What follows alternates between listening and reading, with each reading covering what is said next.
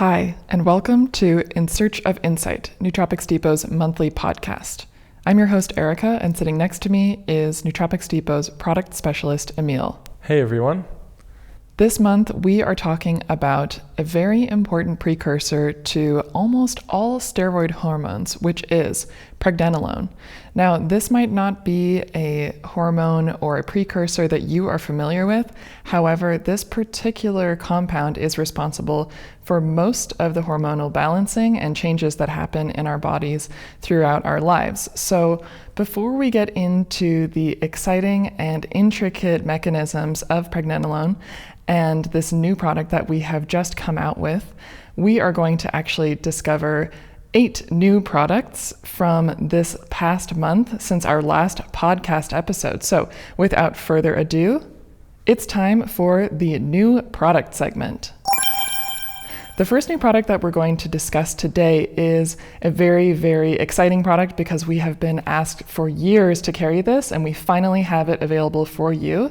It's Tribulus Terrestris, and this is a product that's going to be perfect for those of you who are working on your New Year's resolutions, building muscle, getting to the gym, having motivation, and anyone who's looking for basically an extra push in terms of exercise and fitness. And Emiel is going to tell us a little bit more about the mechanisms and the reason why Tribulus Terrestris is so good for helping you achieve those exercise goals and getting you motivated to get up in the morning and do your work and get to the gym. Tribulus terrestris is a really interesting plant. It's also really annoying, actually. So it is native to Eurasia and Africa, but it has unintentionally spread to pretty much everywhere around the world.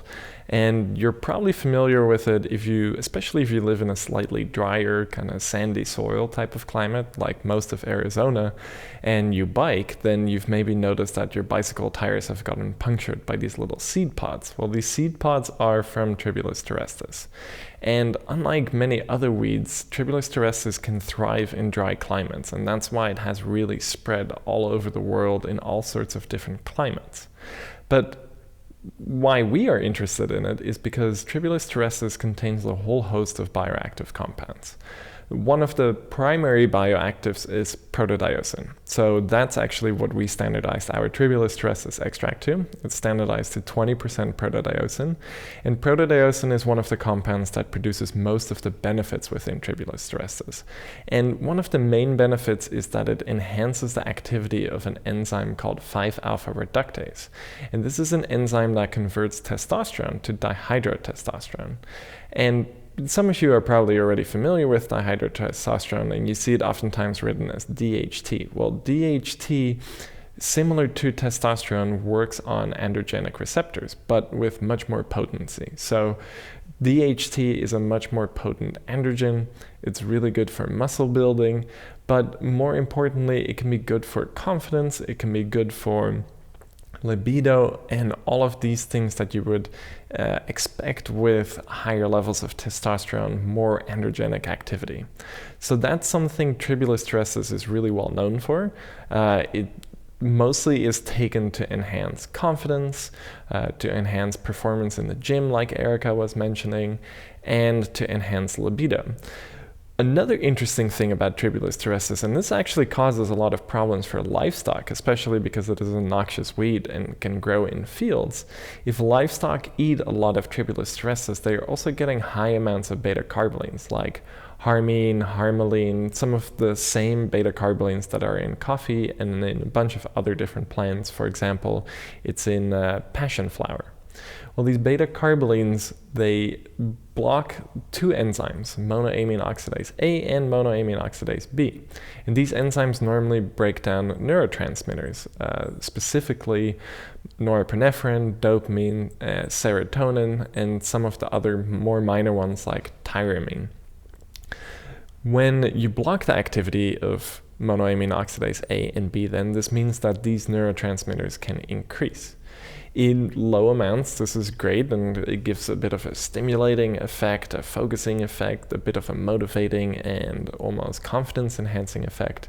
However, in livestock, in very high amounts of them consuming these beta-carbolene compounds, they can get muscle rigidity and it can cause toxicity. So this is why you also sometimes see toxicity associated with Tribulus terrestris, but this is not in humans. In humans, it's actually really safe, but in these livestock, you see this issue with the beta-carbolines. Well, in human supplementation, we can keep these beta-carboline levels low. The doses are a lot lower. We're not eating hundreds of grams of this plant. But we did find that within our beta testing trial of a bunch of different Tribulus terrestris extracts, some were really stimulating, almost in an unpleasant, agitating way. So we went through a lot of different Tribulus terrestris extracts. We tried them out on ourselves, and we found one, which is the one we're currently selling, that had a very high concentration. Well, I guess not very high. There are much higher protodiosine extracts out there, but in our opinion, 20% protodiosine is still very high considering what the native concentration of protodiosine is in a plant. So at this nice 20% protodiosine level, this extract produced the confidence effects without a lot of the agitation we found in some of the other extracts. For example, we tried one out that had 40% protodiosine, which was coming from Bulgaria. Bulgaria is a really famous growing region for Tribulus terrestris, by the way. But this one seemed to contain a lot more of these beta-carbolines. We are doing some lab testing on this now to verify whether or not this is the case. But long story short, we really went through and beta tested a lot of different Tribulus terrestris extracts to make sure that the effects profile is exactly what we want. This nice confidence boost, this nice strength boost, and not a whole lot of agitation. And looking at some of the threads on Reddit, it seems to be really well received. There do seem to be a few of you who want a little bit more of that pushy, almost agitated energy. If this is the case, you can actually stack it with Vignatex. This is something I have tried recently with our Tribulus, and it really ramps up that almost agitated, zippy, powerful energy. Would be really good before going for a run, going to the gym, etc. As you were describing the effects that Tribulus is having on livestock, Vignatex is the first other product that came to mind because of my own experience with Vignatex and how intense the motivation and somewhat agitating stimulation was. So I was thinking, Tribulus terrestris sounds like it would be kind of a good partner in crime with Vignatex if you really just wanted to take your ambition and motivation to the next level. Absolutely, and Vignatex is actually, it contains two compounds, isophytexin and phytexin, and these compounds inhibit monoamine oxidase B. And monoamine oxidase B is mostly specialized for norepinephrine and dopamine, which can give you those type of effects. So that's why Vignatex can have this effect, and that's why Tribulus terrestris can have this effect.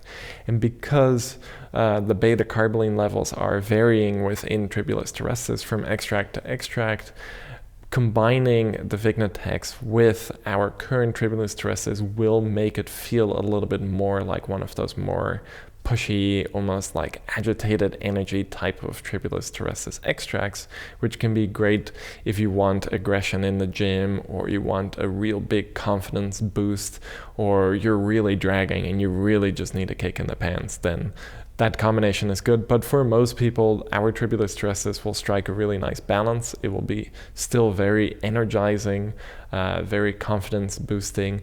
And in the long term, if you keep taking it, then DHT levels will start going up a little bit. Testosterone levels might even go up, so it will have benefits in the gym, it will have benefits in the bedroom, it will have just benefits for confidence if you need to give a speech, if you work as a manager somewhere and you need to be a little bit more assertive, something like that. Tribulus terrestris would be a great choice. Is there a big difference between the motivation and stimulation between Vignatex and Tribulus terrestris? They're pretty similar, but one thing Vignetex lacks is that dihydrotestosterone effect and some of the other androgenic properties. So with Tribulus Terrestris, you were getting a similar type of focus and motivation type of drive, but it is also being laced with this androgenic, confidence-boosting, libido-boosting thing. How I can describe it, when I take Tribulus, I feel more manly, which is maybe a bit of a vague way to describe it, but I just feel all of those attributes of, all of those YouTubers on going on and on about being alpha male and blah, blah, blah, blah, blah. I don't really believe in any of that stuff, but if there was anything that can make you feel more like that kind of alpha male thing, it is dihydrotestosterone, and I do feel that with Tribulus terrestris, especially when you take into account its stimulating properties. So I've noticed that. Another interesting thing is it makes me feel like I'm 18 again, and this is something you hear a lot. And of course, I'm only 28 years old, so I can't, I'm still very young. But you hear this oftentimes with older individuals who start taking testosterone enhancing supplements. They say, oh, I feel like I'm 18 again. I feel like I have the libido of an 18-year-old again, etc., etc. What I notice more with it is when I was 18, I was skating a lot. I was doing extreme sports. I wanted to go out and be social. You were doing Olympic weightlifting. I was doing Olympic weightlifting and things like that. Snowboarding. Snowboarding, yeah. A lot of just... Biking in extreme cold. Yes, just as extreme as it could get, I wanted to do it. And a lot of my friends were like that. And you feed off of that energy. And I haven't experienced that in a really long time until I started beta testing these Tribulus extracts. I just had this strong urge to go out and skate again, to meet up with some of these friends and to have that camaraderie again, to do some of these silly things. I think also for me, I have to be a little bit careful with it because, and I said this on one of the Reddit threads right before we released it, but it can also kind of push me into that jackass idiot territory where I'm probably going to hurt myself because I'm not 18 anymore, and I am a little bit older, and I'm not as limber anymore. 10 years is a long time. Yes, 10 years is a long time. So even as a 28-year-old, I can start feeling the effects of age. But one thing I didn't have when I was 18, I could very quickly recover from an injury. That's obviously a little bit less now. So I do have to be a little bit careful with it because it does give me this big confidence boost and maybe it gives me an unrealistic idea of what I can achieve. But I do think it is a very interesting effect for me because it will allow me to maybe do some of the things that I've been putting off because maybe I've been a little bit anxious about going out and skating again, or maybe picking up a new sport. I would be very interested in learning how to kite surf now that we're living in the Netherlands, and this is a pretty demanding, intense, and scary looking sport too. So something like Tribulus could help me kind of get over those maybe initial boundaries and approach it with confidence and focus and drive. So you have the motivation and the vitality of youth, but the wisdom of age, a lovely combination. Yes. Awesome.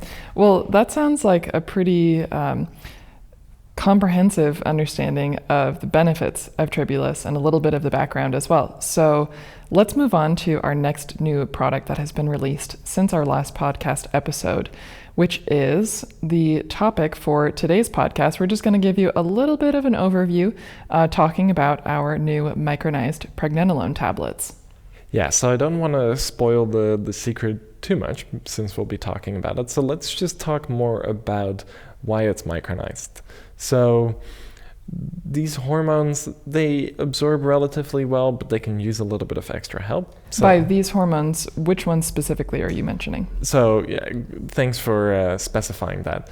Things like DHEA and Pregnenolone. Basically just those two, actually. Okay. They are slightly bigger compounds. They can be a little bit bothersome to absorb. So one thing we did for this was micronizing the Pregnenolone. This reduces the particle size, which makes it more likely to dissolve within the gastrointestinal tract. And then it also makes it more likely that it can absorb into the blood. So this is one thing we did. Another thing we did is we put it in a quick dissolve tablet. Now, you all probably know what to do with it. We can't really say it on the product description because technically, for something to be a dietary supplement, you have to swallow it. Of course, if you let this quick dissolve tablet dissolve in your mouth, you're not doing that, but you can let it stay under your tongue a little bit and use your imagination there. That will definitely help increase the absorption a little bit. So we talk about this a lot, about sublingual absorption. So when you have very high doses of something, I get asked this a lot. Can I put 500 milligrams of powder under my tongue and have it absorb? The short answer to that is basically no, because our sublingual membrane, so that's the membrane under your tongue, it's quite small and it can't absorb a lot of one compound. So it seems to cap out at about 5 or 10 milligrams.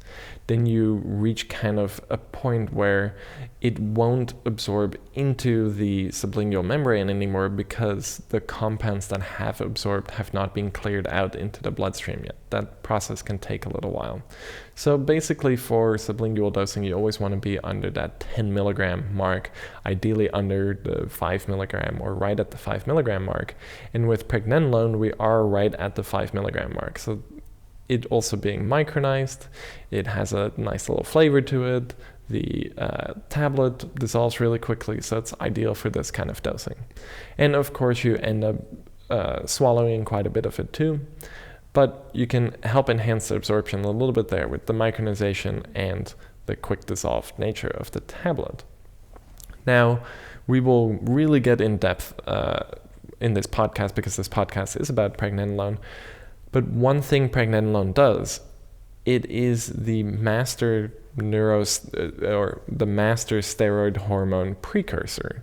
So the way things like testosterone, progesterone, dihydrotestosterone, even estrogen and cortisol are produced, it all comes from cholesterol. So cholesterol gets converted into Pregnenolone, and then Pregnenolone is what gets converted to all of these other steroid hormones. So without cholesterol, without Pregnenolone, you can't have testosterone synthesis happening. You can't have dihydrotestosterone synthesis happening. You can't even have estrogen or cortisol synthesis happening. So when we feed Pregnenolone into the steroidogenic enzyme pathway, then we can actually help enhance testosterone production because we are delivering the main precursor. And we'll talk about this. We'll also talk about why dosing is important, because I'm sure maybe you've taken a Pregnenolone product in the past and it's been dosed at 25, 50, maybe even 100 milligrams, and you're thinking, wow, 5 milligrams, that sounds really low. But trust me, there is a very logical purpose to this dose, and we will get into that in the body of the podcast. Awesome. So before we move on to the next new product, just a very quick overview for some of the benefits of taking a Pregnenolone supplement, particularly this low dose that we have just come out with, are for mood, cognition, and of course, hormone support and hormone balance overall. So we're going to leave the rest of the details and the nitty-gritty and these fascinating mechanisms of action for a little bit later in the podcast. So let's jump to our next new product release. This particular type of product is one that I get very excited about because, as you all know and have heard over the course of these 16 In Search of Insight episodes, I love mythology and whimsical things and flavors and fantastical ideas. And this next product is one that particularly excites my memory and my senses, and it is our new Supercritical CO2 Myrrh capsules and solution. So if anyone is curious about a special stack for any of you herb lovers or herb freaks, as I referred to you in our last podcast episode, go check that out. We were talking about our Supercritical coriander extract. But now let's get into the specifics of our new Myrrh extract that comes in both a solution and capsules, and talk about where this comes from and what kinds of benefits it has for us. Yeah, like you said, myrrh has a really long history of use. If you look in religious texts, you see it in all sorts of big organized religions. You see it in their religious texts, big mentions of it. If you go even further back, to the ancient Egypt, and you look at some of their inscriptions and things like that, you see many mentions of myrrh. So it comes from, in ancient Egypt, they referred to it as the land of Punt. Nowadays, that we know that as Somalia. And in Somalia, you had these interesting trees, the myrrh trees. And when you score the myrrh trees, a sap comes out of it, or a resin. And the resin hardens outside on the bark. And when you harvest this resin, that resin is myrrh.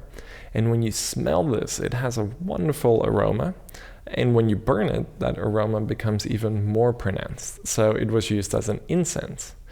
Interestingly enough, in ancient Egypt, it was even used as an embalming type of thing for mummies. So you would use natron, which is a bit of a salt type of thing that was being harvested in Egypt. And then you mix it with myrrh, and then that is part of the embalming mixture that they use. Part of this is because myrrh has antimicrobial properties. But probably because it smells so nice, and it almost has like an intoxicating aroma when you smell it. It can really put you in a nice mood, but when you take it orally too, it can help enhance mood, but more importantly, it has pretty pronounced pain management effects. And in the couple of weeks that we've, since the release, I've been monitoring some of the Reddit threads, and it seems like a lot of you are noticing exactly what we noticed when we were beta testing this, is that for acute pain especially, this is one of the most effective things out there. It gets to work really quickly. The effects of it are quite pronounced, but not overwhelming at all. So it's a very functional pain supplement. It's very sustainable too. So for pain, it is fantastic. For mood, it is really nice. And the way in which we obtain this extract, as Erika mentioned, is through supercritical CO2 extraction. We go into the ins and outs of supercritical CO2 extraction a lot more in our previous episode, which was about supercritical CO2 extract of coriander. But the short of it is, CO2 can exist in multiple different forms. You've probably played around with dry ice at some point. That's the solid form. If you've had a fizzy drink or a beer or anything like that, the bubbles, that is gaseous CO2. We obviously hear about CO2 acting as a greenhouse gas. Our cars and electricity plants and things like that, they emit CO2. But if you take CO2 and you pressurize it at the right temperature and the right pressure, it can briefly exist as a sort of fluid, and you call this a supercritical fluid. And this fluid then gains the property of being able to very nicely extract certain compounds, especially volatile compounds, and especially compounds that are normally quite sensitive to heat. And this is something with myrrh. The active compounds that we extracted in the myrrh normally will not make it through in a myrrh extract because they are heat sensitive, and heat is usually used quite a bit during the extraction process of botanicals. Is this particular compound furanidines? Yes, that is one of them. Furanidines. Yes, that is the class of compounds, and there are two compounds in there. One of them is curazine. The other one has a really long, complicated name, and it currently, unfortunately, escapes me what it is, but it is indeed the furanidines. These are heat-sensitive compounds, and you need then a low heat extraction method, and supercritical CO2 extraction is a perfect low heat extraction method then. So as far as we know, this is the only myrrh extract on the market currently that is being standardized for furanidines. And the furanidines are what are causing the really interesting pain management effects. So you need these. In fact, there really aren't that many myrrh extracts even out there, which is surprising because it's been used for such a long time and it has such potent effects. However, maybe the reason why there aren't more of these extracts on the market is because of the source where the myrrh is actually coming from. because myrrh is also coming from the same tree that we get frankincense from. That's actually not true. Oh, really? I was reading Yes. that in my research. So we actually will talk about frankincense for one of the other product releases that came out just this last Thursday, Casperom, which is an extract of Boswellia serrata. And the resin of the Boswellia serrata tree is where frankincense comes from. Ah, okay. The tree where myrrh comes from, actually, the botanical name escapes me right now, but it's a different tree. It is not Boswellia serrata, so they are two different trees, two different types of resin. Oh, okay. That makes sense, because they're often talked about in like religious texts, for example, or just other combinations, myrrh and frankincense going together, but they're Yes. not coming from the same tree. And actually, that was going to be a question I asked. I was going to ask you, what's the difference between this resin that myrrh is coming from versus the resin that frankincense is coming from? But the answer is actually it's the tree. It's the tree, but they are oftentimes used together. And of course, I think one of the most famous mention is with the three wise men. They brought myrrh, frankincense, and gold. Awesome. So those were the three things. And at the time, myrrh is, and still is, it's hard to get a hold of it. It's hard to harvest it. These trees are growing in very arid environments.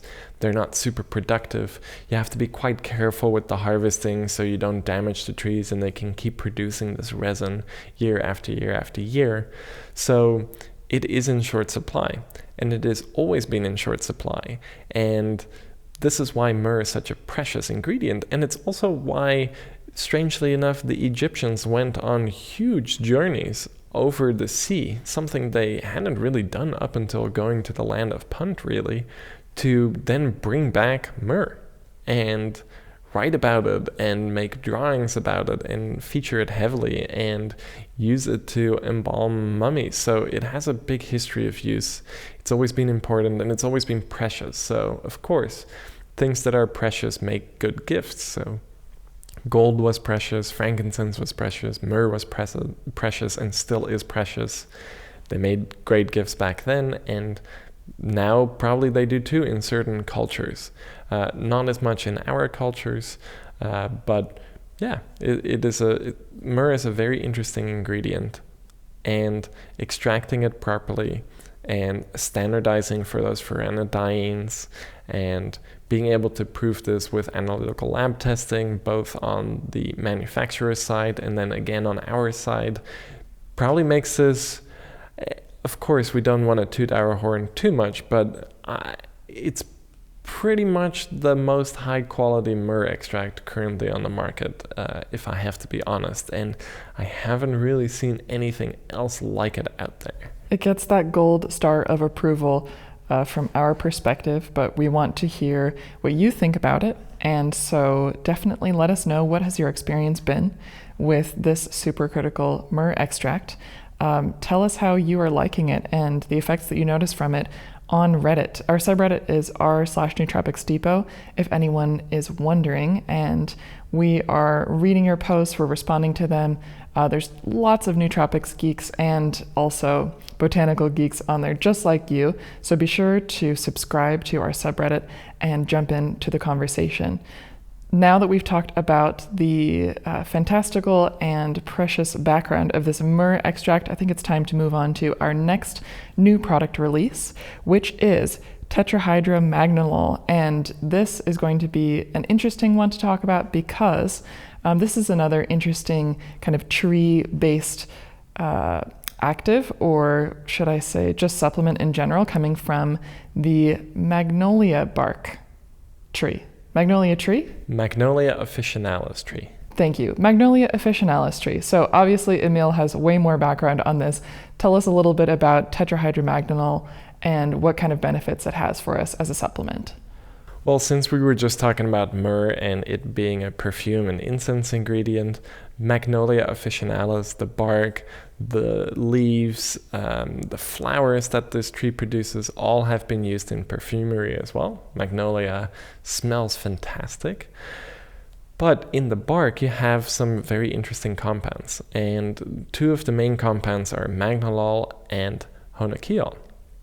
Now, magnolol has some mild endocannabinoid effects, and honakiol has some more pronounced GABAergic effects. So we have actually a magnolia bark extract, and when you take this extract, it has a very nice calming effect. It's great for sleep. It also has a mild pain management effect.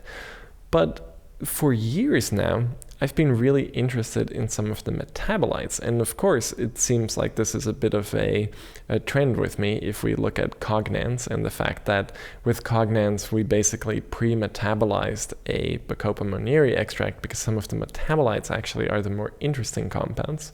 And in magnolia bark, this is the same thing. And I've had my eye on Tetrahydromagnolol for a really long time, and finally we were able to find a source. I will also mention then that we are, I think, I haven't been able to find it anywhere else, we are currently the only vendor of this material. So tetrahydromagnolol, we start with a magnolia bark extract. We extract high concentrations of magnolol from there. We purify the magnolol, and then we react the magnolol with molecular hydrogen. This process is called hydrogenation, and it reduces the double bonds in magnolol. And when the double bonds in magnolol are reduced, we end up with tetrahydromagnolol.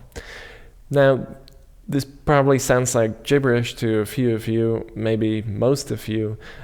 So let's get into the pharmacology changes that happen then. So magnolol has some minor affinities towards the cannabinoid CB2, the cannabinoid CB1, and the cannabinoid GPR55 receptor.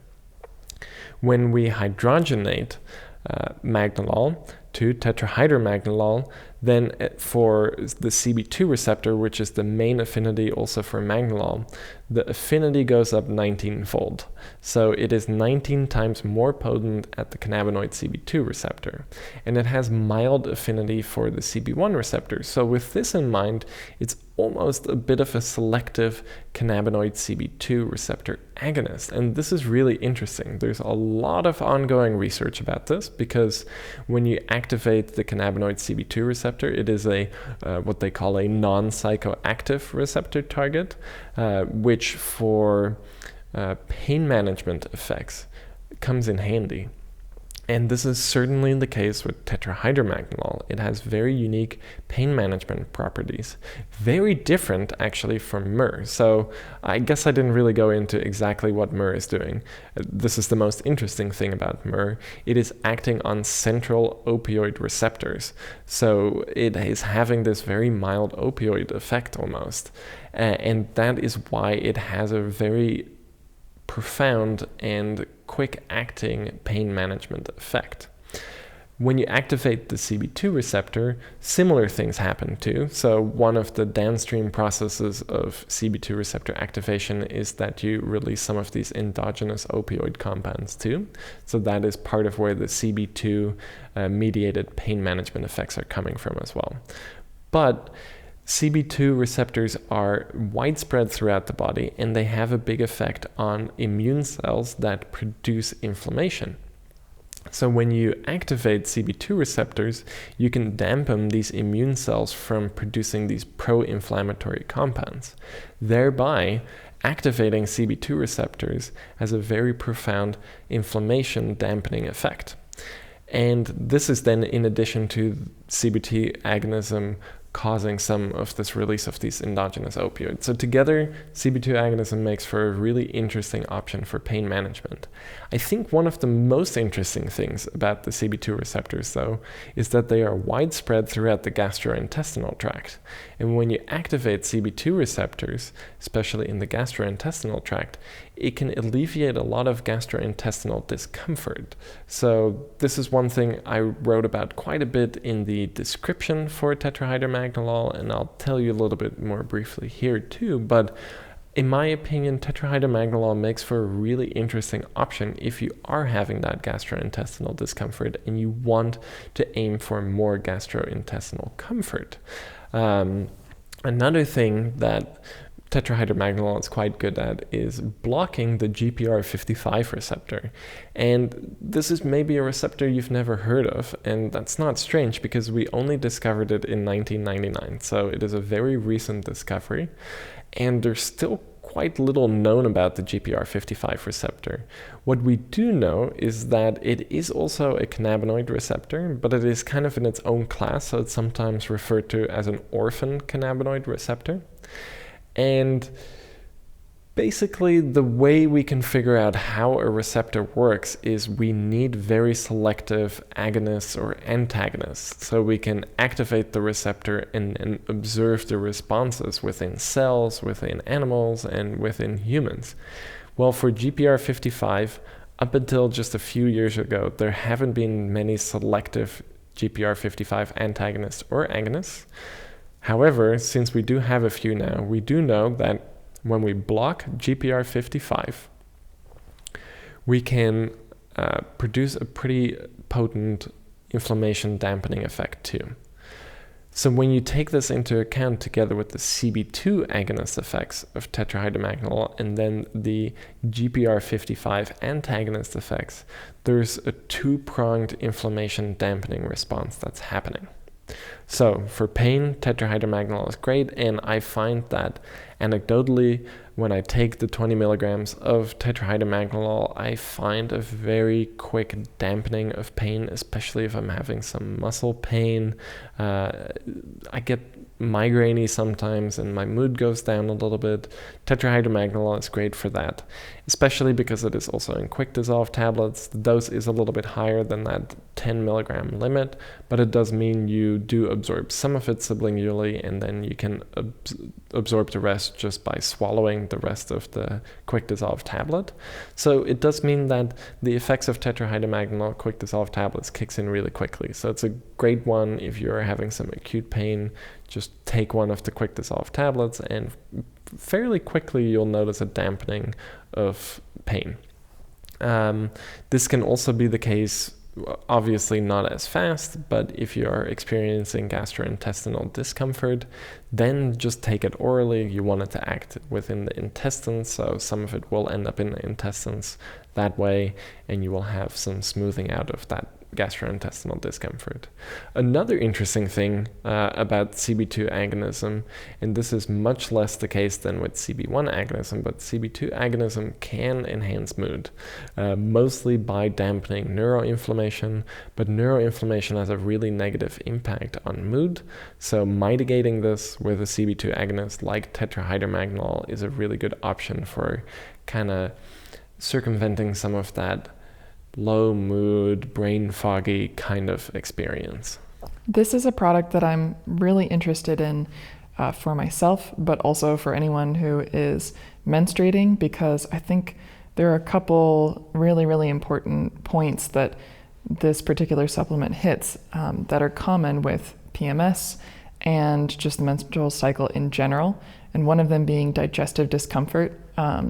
And this isn't something that really occurred to me in the past, although I have taken other magnolia bark extracts from Nootropics Depot as well. But I really want to try this out for myself to see what it's like to experience that kind of relief. And the other part that you mentioned about the low mood, brain fog, this is another issue that I experience specific to my menstrual cycle. And it sounds like tetrahydromagnolol is hitting these particular places that I find are difficult to address with other supplements, but cool that it comes in this kind of simple package and sounds to be really, really effective. So I haven't tried this product yet myself, but I'm really curious to add it to my sort of PMS stack and see how it works well with other calming and physically relaxing and pain management supplements that I like to take. Yeah, I'm very curious too what your experience with it will be.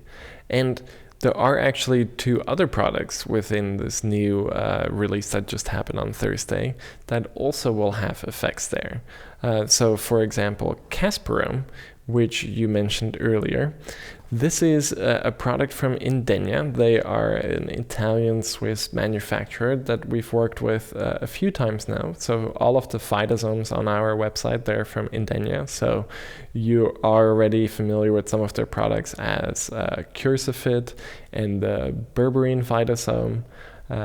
Now we are also releasing 2 new products by them. We have already released. We just released it this Thursday. So it is Casperom, which is a phytosome of Boswellia serrata resin, frankincense, and Mitidol, which is a combination of ginger and acmella, which is kind of similar almost to Szechuan pepper. When you chew on it, it produces this nummy, tingling effect. But let's focus actually on Mitidol coming from the menstruation mention that you just made, Erika, because ginger helps with nausea too, and that I know can be an issue as well. Ginger also helps with inflammation. So with Mitidol, you have 2 things happening. One, the ginger is hitting the 5-HT3A receptors. These are serotonergic receptors in the gut that control nausea. And when you block them, you have a slight nausea reducing effect. So this is a really good point of ginger. Then ginger itself has inflammation balancing effects and also in the gut. So for people with gastrointestinal discomfort, ginger has always been a very famous ingredient. But now we're adding in this acmella, and acmella contains this really interesting fatty acid amide type compound called spilanthol. And spilanthol, similar to tetrahydromagnolol, actually is an agonist at the CB2 receptor. So you also get this effect. And then in addition to a CB2 receptor agonist, spilanthol with the combination of gingerol and shogol, which is in the ginger, you get an effect on Fa.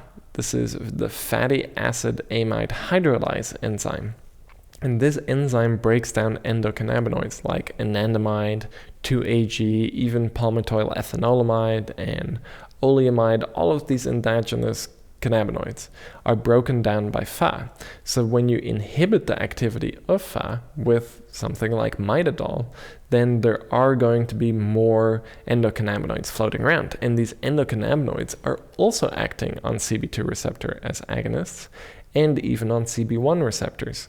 So when you take it all together, this ginger extract and this acmella extract and these endocannabinoid effects, I think this one would be a really good one for adding into a PMS menstruation stack. That's awesome to know. And it reminds me of a story I want to tell about ginger specifically. I used to work at the farmer's market at a produce stand, and there was a day where I was having really bad cramps and was experiencing some serious issues related to my period. And I went over to this coffee and tea stand, and the person who was there said, "How are you feeling?" And I said, "Yeah, I'm having some menstrual cramps." And he gave me ginger tea, and it really was relieving, even just a simple fresh ginger tea. So the combination of ginger and acmella sounds like a really, really good idea to add to this kind of PMS and just general relief from these issues of menstruation for a stack, because the ginger tea just by itself was really soothing and calming, and it definitely helped. But I know for a fact that taking these extracts that are standardized and that are really meant for these targeted issues is going to give me even more relief. At least that's what I hope. So I'll let you know in our next podcast after I've tried it myself. Yeah, I'm definitely curious, both with tetrahydromagnolol and Mitidol, what your response will be. Tetrahydromagnolol probably will be a much more potent agonist at the CB2 receptor compared to Mitidol, but Mitidol has a slightly more comprehensive effect. One thing you could also do, of course, is stack the tetrahydromagnolol with the Mitidol. Some other interesting things actually about the Mitidol is that apparently acmella biomass, so just the flowers, the leaves, all of these things, the quality of it on the market is really, really low. So when Indenia wanted to make an extract of it, they were having trouble finding something that was actually worthwhile to make an extract out of. So their response to this was to actually buy land in Sardinia, Italy, and start their own Acmella farm using low intervention practices. So the Acmella that is in Mitidol is actually from European origin, from a farm that Indenia owns themselves. So they are growing the Acmella and extracting the Acmella. This is almost like the vignerons in the wine world, where they grow their own grapes and they make wine from it. And just tasting these wines, you always know that it is higher quality because the winemaker had influence from the start of the raw material to actually making the end product. And Indenia has that going on here too, where they have control from step one all the way to the end. They know exactly what they're growing, how to get the highest level of spilenthal, and then how to extract it properly. So you could consider Mitidol as a farm to capsule supplement. For the Acmella, yes. For the ginger, they're not growing their own ginger.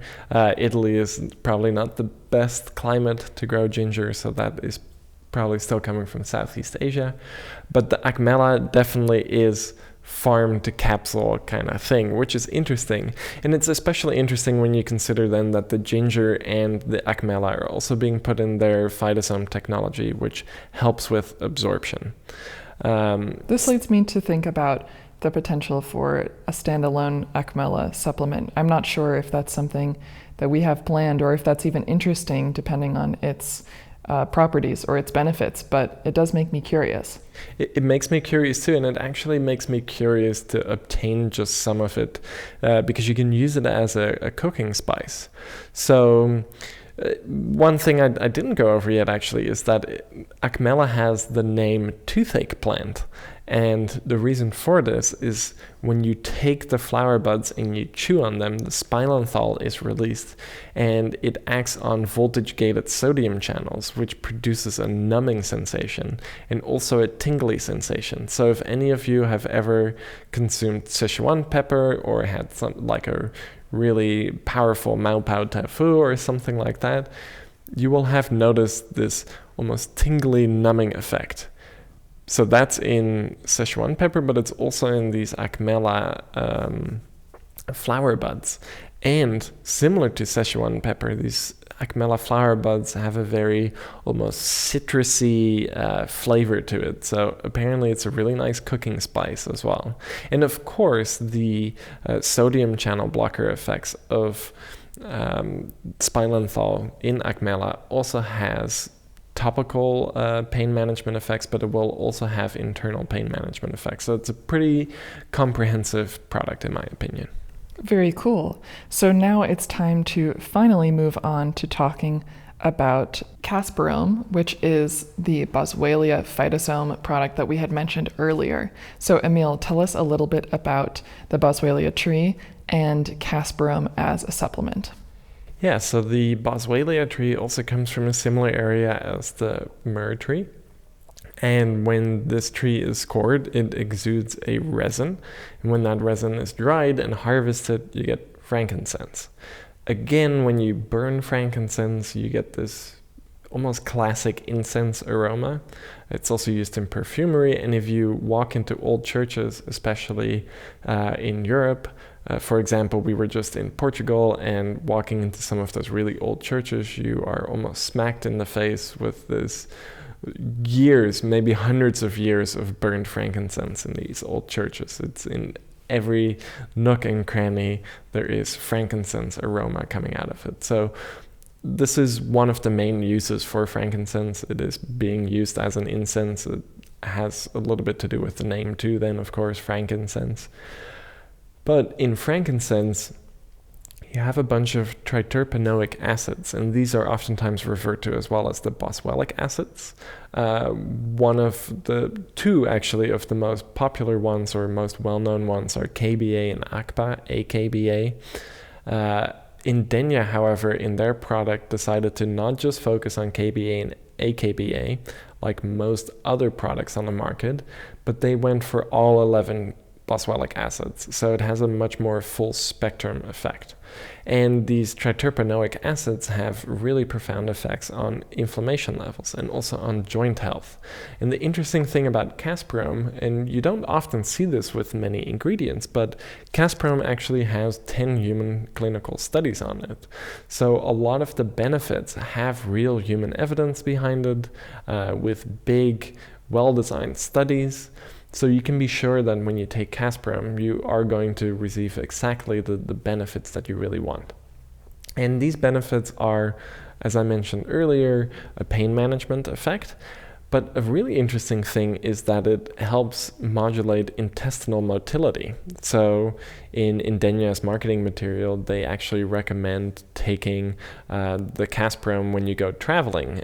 Oftentimes when you're traveling, your intestines can be a little bit out of whack. Your bowel movements can then also be out of whack.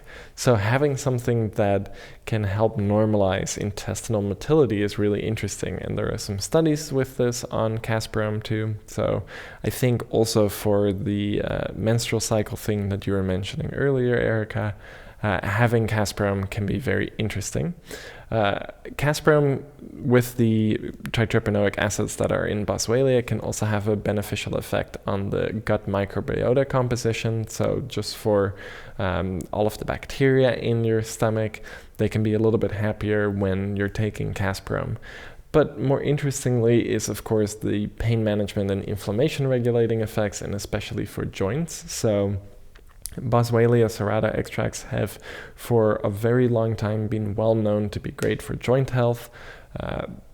Indenia did human studies on this too and showed that when taking Casperom, there were significantly less joint stiffness, joint health goes up, joint comfort goes up. So that's a really interesting use of this product. Then also for musculoskeletal soreness, so if you've been to the gym and you're experiencing the DOMS, so delayed onset muscle soreness, a lot of this is being caused by inflammation. So if you can dampen this inflammation with something like Casperom, then you can probably get back into the gym quicker, you can recover faster from that muscle soreness. So for exercise recovery, it's also a really interesting ingredient, and Indenia actually also did some studies on athletes and showed how it impacted their musculoskeletal inflammation and things like that. So for, again, pain and inflammation, this is a really interesting product. And of course, this release just this last Thursday is chock full of pain management supplements. They do have a little bit of overlap, but they are all different. And then if we go back to last month's release with the Myrrh, that again works in a completely different pathway. So we have a lot of different things to choose for pain management now, and you can kind of go through and try out a bunch of different things and see what exactly matches your personal biochemistry and what has the best pain management effect for you. For me, my favorites out of all of these have been the Tetrahydromagnolol and the Myrrh. Those are definitely on the top of my list. But for more daily pain management effects, I actually really like the Boswellia serrata and the Mitidol. I take ginger anyway, so I will probably end up switching over to the Mitidol because it has a really good ginger extract. And I really like that CB2 cannabinoid effect that the Acmella has. So overall, I think if I were to personally choose some of these, and I already have actually, I have some Myrrh at home, I have some Tetrahydromagnolol, and then Mitidol will be coming in. Casperom, I currently don't really have any issues with my joints, but for example, my mom does, so this could be a really interesting supplement for her, so I'll get her a bottle. So just keep that in mind, since we did release so many different pain management supplements, they all do have different uses. Pick the one that works best for you.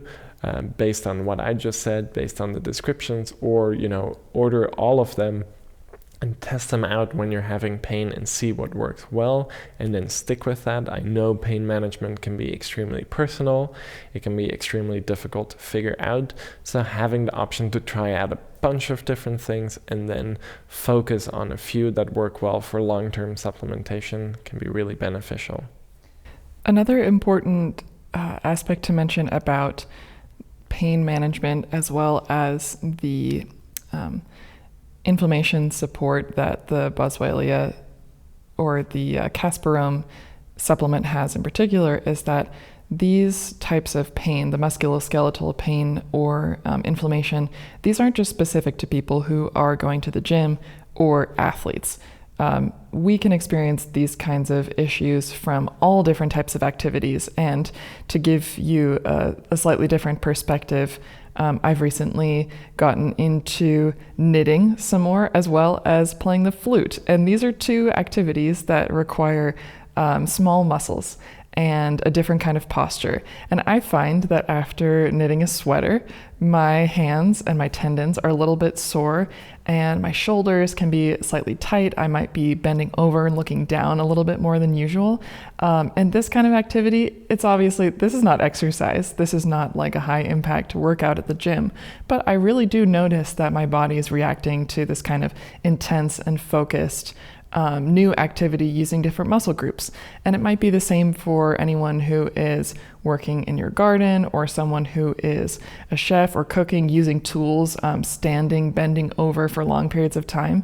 All of these kinds of movements can cause inflammation and discomfort.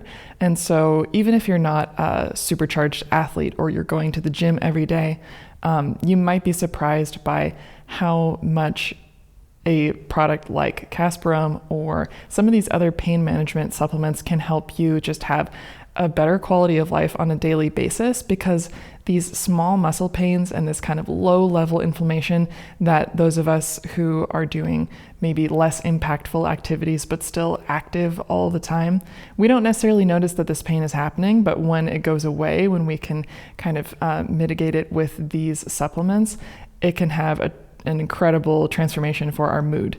So I just thought I would drop that in there for any of you who hear these sort of pain management supplement ideas and think, I don't know if that applies to me.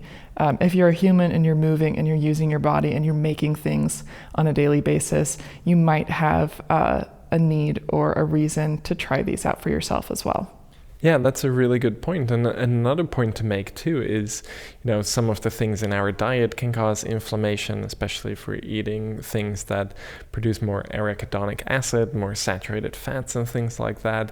So just keeping in mind that maybe inflammation levels are higher than normal anyways with our stressful lives and maybe some environmental pollution things that can enhance inflammation a little bit too, depending on where you're living. Having something that dampens inflammation can be really beneficial.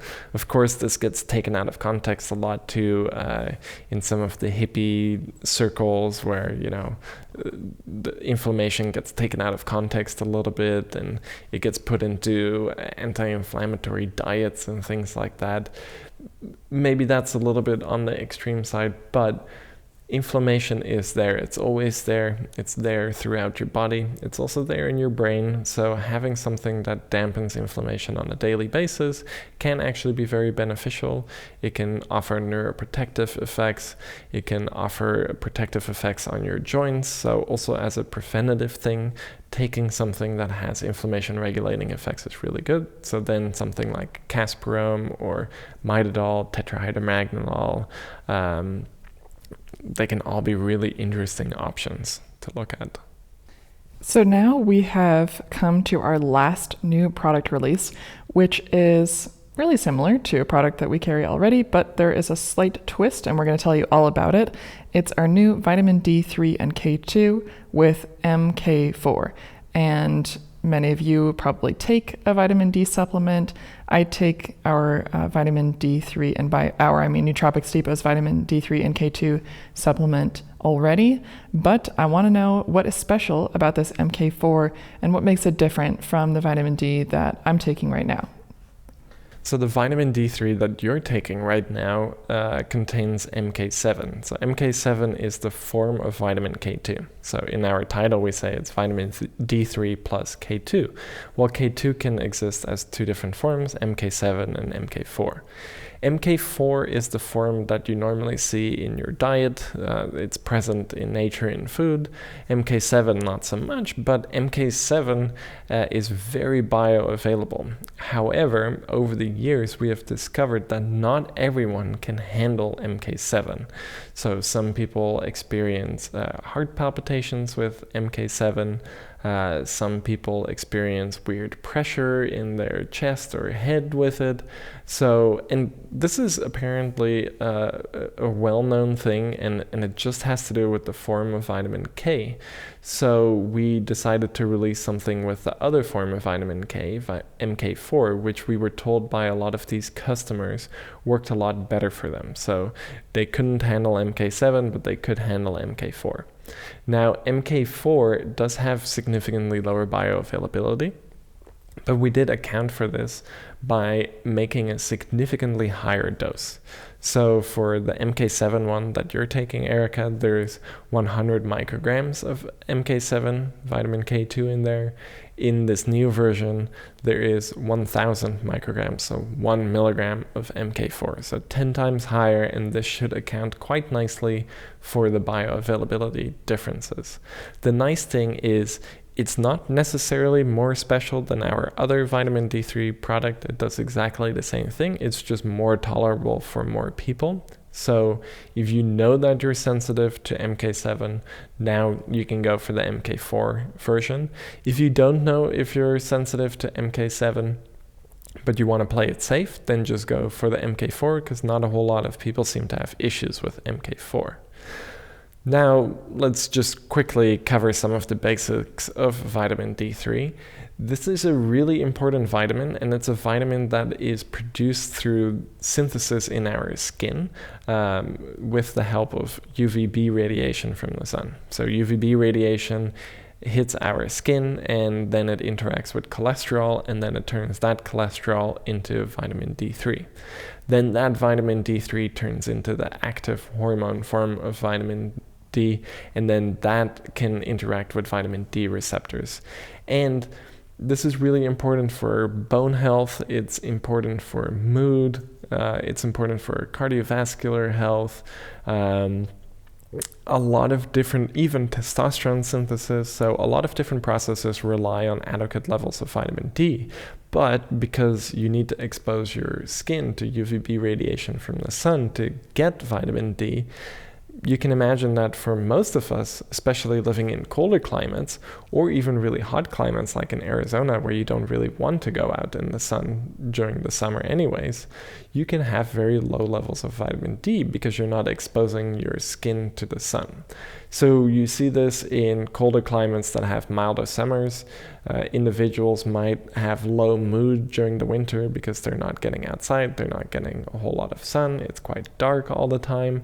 And if you then look at what is causing this, a lot of the times it's that their vitamin D levels have plummeted. So this is why vitamin D3 supplement or vitamin D supplementation in general is very popular. Now, I keep mentioning vitamin D3. This is because there are two different forms of vitamin D. You have vitamin D3 and you have vitamin D2. D3 is generally seen as the form that absorbs better, and it is the one that converts to the most potent active hormone form of vitamin D and has the most pronounced effect on the vitamin D receptor. Vitamin D2, while not horrible by any means, just doesn't absorb as well as vitamin D3 and converts to a different active form, which doesn't have as strong of an effect on the vitamin D receptor. So based on this, we have chosen for vitamin D3 in our vitamin D product, and we've stacked it with vitamin K because one of the main benefits of vitamin D is that it helps keep your bones nice and strong. Vitamin K is necessary for this in conjunction with vitamin D, so there is a significant amount of synergy between them, and you need vitamin K anyways. A lot of people are a little bit low on that too, so combining the two made a lot of sense.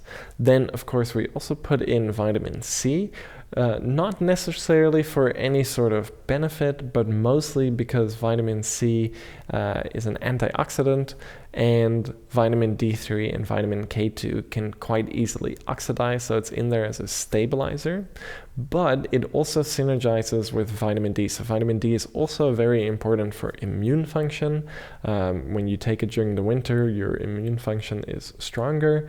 And vitamin C obviously is also quite important for immune health. So having all of these together, then using vitamin C as a stabilizing agent instead of something else like a rosemary extract or vitamin E, it made the most amount of sense to go with vitamin C. So with this product, you get a really solid dose of vitamin C, you get an excellent dose of vitamin D3, which is, by the way, 125 micrograms, which translates to 5,000 IU. And you get a really solid dose of vitamin K2, this time in the form of MK4 at a dosage of 1,000 micrograms. So it's a really comprehensive supplement. This is also why we sell it in a 365 count bottle, so you can just take it all year round.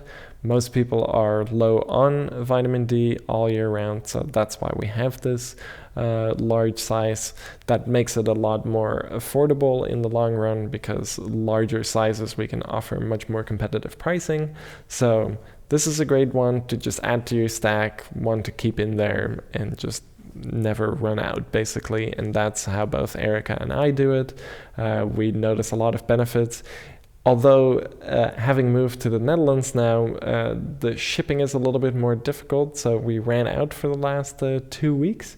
And I do have to say, I feel like my mood is a little bit lower and I'm not as focused. What do you think? I was really glad to hear you say that, actually, because I thought to myself, yeah, I don't think that I'm experiencing the same normal mood changes that I do when I'm taking vitamin D. I feel like things are a little bit muted.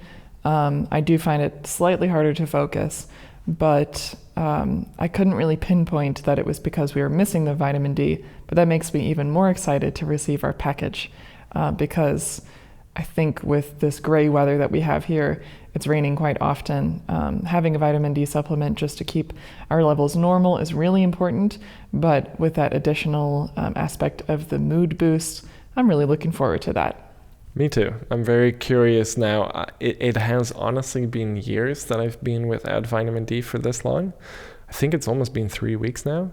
So having that extra dose of vitamin D3 once it comes in, actually today, I'm very curious what I will notice acutely, since it has been so long that I haven't had it consistently in my system. Yeah, it gives us a really great opportunity to bioassay something that we normally would never have a break from, which I think can be really good. And, you know, it happens from time to time when we run out of a product.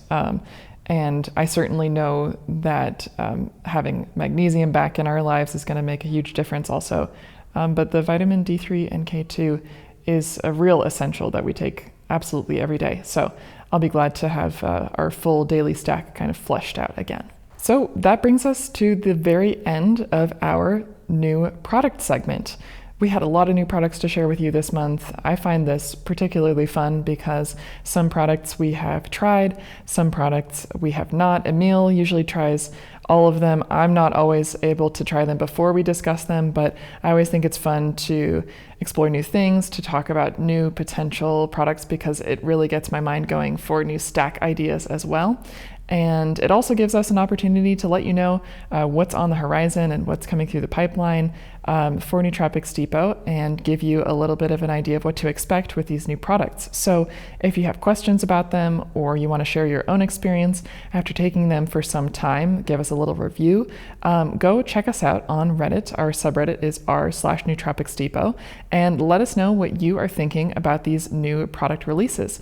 You can also see hints and announcements for new product releases that are happening in the future on our subreddit. So it's a really good place to go if you're curious, if you have questions, you want to have conversations about your daily stack or new products you're trying with other nootropics geeks just like you.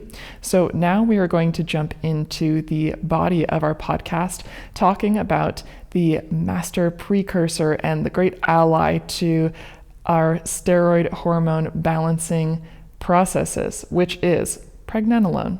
Yeah, as Erika mentioned, pregnenolone is really important for steroid hormone synthesis. So it is, all steroid hormones are being synthesized from pregnenolone. If you go a step further up, you have cholesterol. So a lot of you probably already know this.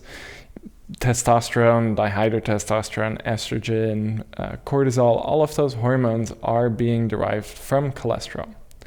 But cholesterol, the first step is cholesterol turning into pregnenolone. This is also a bit of a rate-limiting step.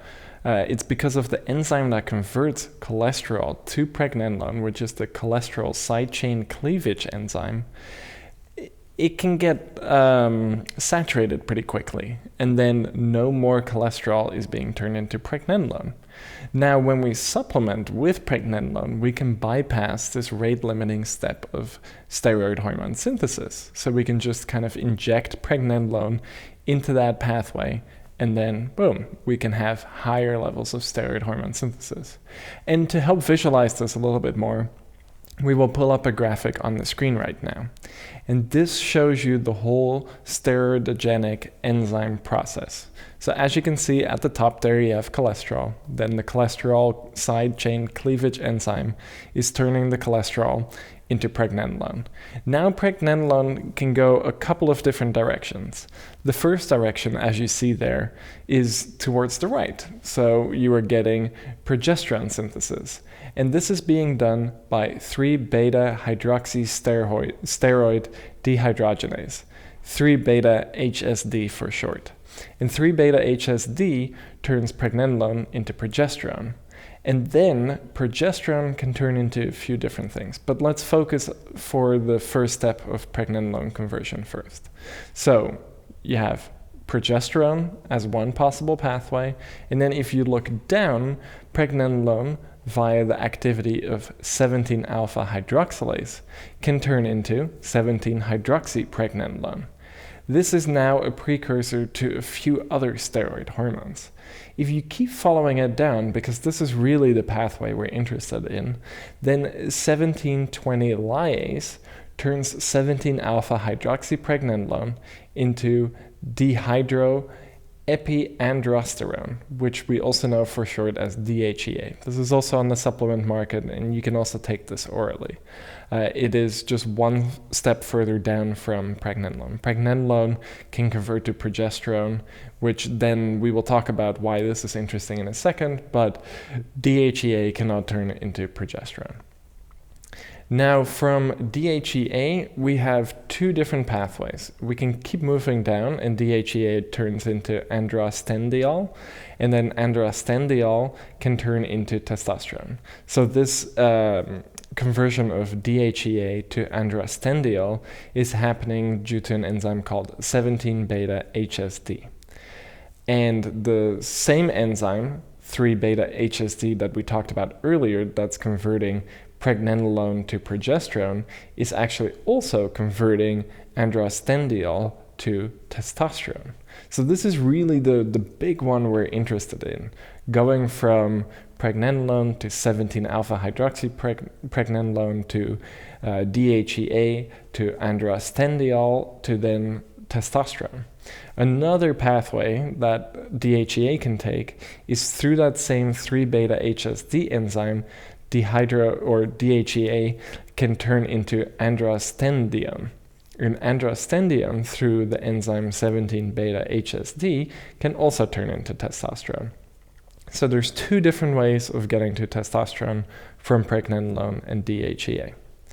Now, if we go up a little bit again to progesterone through an enzyme called 21-hydroxylase can turn into deoxycorticosterone, which can then turn into corticosterone through 11-beta-hydroxylase.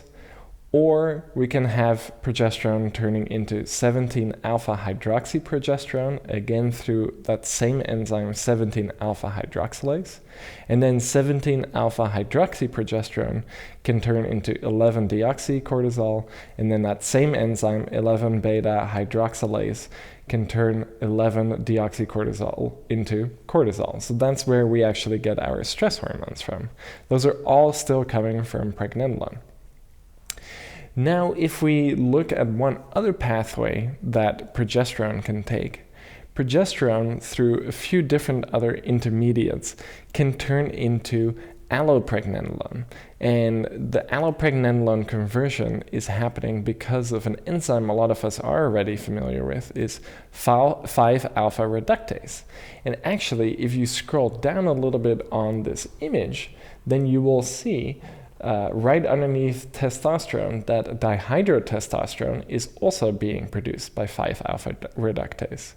But some of these progesterone intermediaries through the same enzyme can turn into allopregnenolone. And allopregnenolone is a really potent neurosteroid and actually has GABAergic effects. So this is where some of the mood effects come from with pregnenolone. And this is why I was saying earlier that while DHEA is also a really interesting option, pregnenolone is a great option because it has a little bit more of those mood effects, and it is a little bit further up. But now it's going to get complex. And this is because depending on how much pregnenolone you are feeding into the steroidogenic enzyme system, you can have different fates.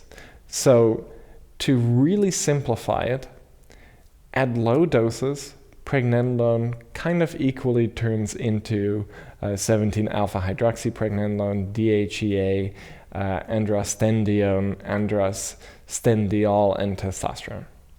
When you increase the amount of pregnenolone that's feeding into the system, you more and more start feeding into progesterone, and you start losing conversion of pregnenolone into DHEA and androstenedione, and eventually testosterone.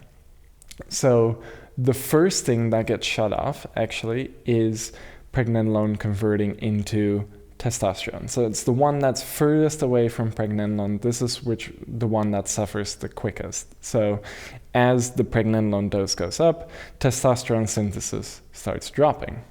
Then you still remain the 17-alpha-hydroxypregnenolone synthesis and DHEA pregnenolone synthesis persists. But then if you keep increasing the dose more, then these shut off too. However, what never shuts off is progesterone conversion from pregnenolone. So that means that with low doses of pregnenolone, you get this nice androgenic effect. With ever increasing doses of pregnenolone, you actually get more progesterone. And progesterone in low amounts is great. However, progesterone in high amounts actually has anti-androgenic effects and has negative effects on libido. So there is one study that does a really good job of modeling this, and this is where we get a lot of this information from. So we can see that as we increase the supply rate of pregnenolone, the fate of pregnenolone conversion changes a lot, and then we can have less androgenic effects and more anti-androgenic effects.